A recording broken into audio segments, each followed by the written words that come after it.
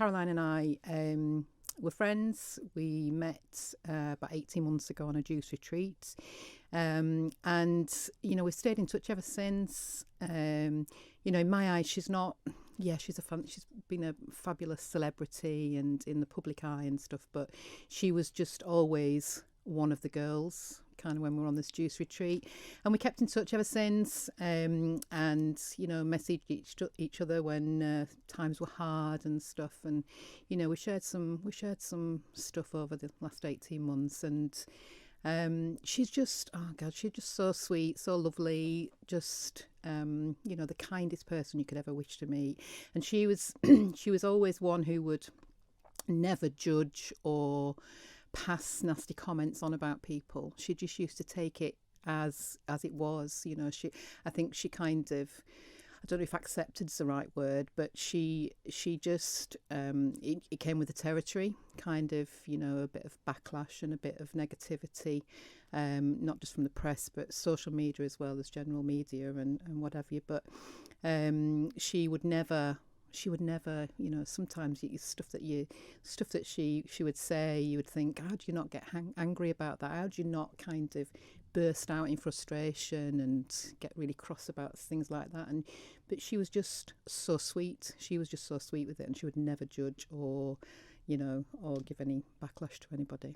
And this sort of trolling thing that has become so huge in the past few years, it's been again in the spotlight again, even this weekend with Billie Eilish did an interview at the weekend talking about how she's really struggled, and she's now come off social media, which she found difficult in itself because she wanted to communicate with her fans and she loves her fans, but it tends not to be the fans that jump on and comment about things, isn't it? So you obviously had that sort of inside look at what it's like for people in that world and having to deal with that, which just so hard. And obviously we know what happened, tragic circumstances this weekend with Caroline. Really tragic, absolutely. But you have taken this and turned it into something beautiful. So you put up your post on Instagram and Facebook. Just sort of explain to us what it is you're trying to do. Okay, so I guess it just kind of came out of the whole tragic circumstances, and I guess I thought, social media is great. It can also be not so great, and even locally, you go on some Facebook pages and Instagram posts, and you can see people having a sly dig at people, or a bit of negativity or a bit of a laughing emoji when it's kind of not appropriate. And there's times and places for things like that, isn't there? And on some posts you just think, actually, there's no need for that, and that'll probably have a real massive impact on that person. And it's just about think about your words, because words do matter, both negative and positive. Think about the impact that they have on people. So the whole, I guess, campaign really, #ShedKindness, is really about just being kind. So #PleaseBeKind. We're trying to get that out there trending.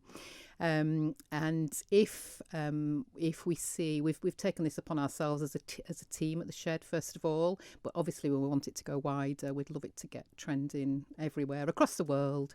But #PleaseBeKind. So if you see somebody commenting in a derogatory way or a nasty way, just simply put #PleaseBeKind. So in the spirit of Caroline, no retaliation, no frustration, no anger, just #PleaseBeKind, and then that kind of speaks volumes in itself. And I'd love it to, that's just one initiative, that's just one little thing. This is about obviously wider, lots more initiatives, lots more ideas have come forward, which we'd love to take on. And this isn't, I know we're using the Shed's platform to kind of get this message out, but this isn't just about the Shed or about us as a team. I'd love everybody on the Isle of Man, businesses alike, to kind of grasp this and join in, and let's just be kind. Do you know, we could be like a little flagship, couldn't we? The Isle of Man. We could be the place that sort of really the entire nation, because we're small enough, the entire nation could just be more kind. And I love this as well because of the very nature of what we are as an island. Sometimes that makes it more challenging because there's that nature of us, everything sort of feeling a bit more intensified. And if you do have issues, sometimes they can be magnified by being on an island. But actually, the complete reversal of that is what you're showing, which is also the community comes together. Oh God, absolutely. I mean, I only posted that yesterday afternoon. It's reached 25,000 people. Oh. I wrote it's been shared 157 times. Well, it'll be more now because it's happening sort of every second. This is when I checked about 2 hours ago, and 75 comments just on the Facebook, not even the Instagram. Yeah, absolutely. It's and this is about the Manx community, isn't it? You know, how people are very quick to embrace, little initiatives like this. And, yesterday, I mean, I had some tearful moments yesterday afternoon, just reading through comments and reading through messages.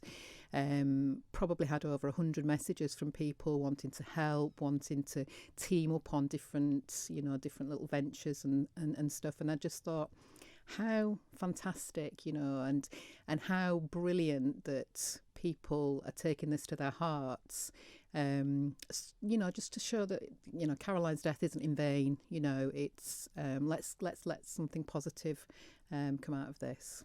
Because we could all do with that for sure. And you've had some lovely suggestions. I've made a note of a few of the ones that really stuck out to me. So, for instance, Gilly said, what about a kindness jar where visitors can write a happy experience, a celebration, what they're thankful for, something or someone who's made them smile. And then at the end of the month, you can round them all up and share them in a collage on Facebook, which I thought was brilliant. Also, this had quite a nice reaction as well. So, Carol, I think a few people suggested this idea of you have the pebbles, don't you? And you've got the pens, so you can write on the pebbles and the stones down there. So Carol's saying each customer write please be kind on a pebble and then hide them around the Isle of Man. And then Elizabeth said you could make a message tree from driftwood, write kind messages and hang it like a tree of hope, tree of kindness. Just some really nice ideas. And you've been contacted by some local mental health charities as well, haven't you? Yeah.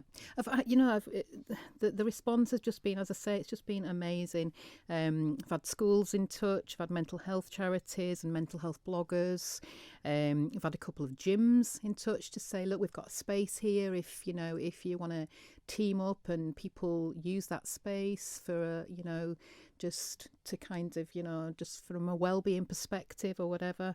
And I've had a PR expert kind of offer their services for free to help kind of launch some of these initiatives. And the sad side of it as well is that I've also had about half a dozen messages from people who have lost loved ones in similar circumstances. And I don't know whether I live in a little bubble or something, but I've been so surprised at that. People have reached out and said, look, I lost my boyfriend, my brother, blah, blah, from suicide, and just, love what you're doing, blah.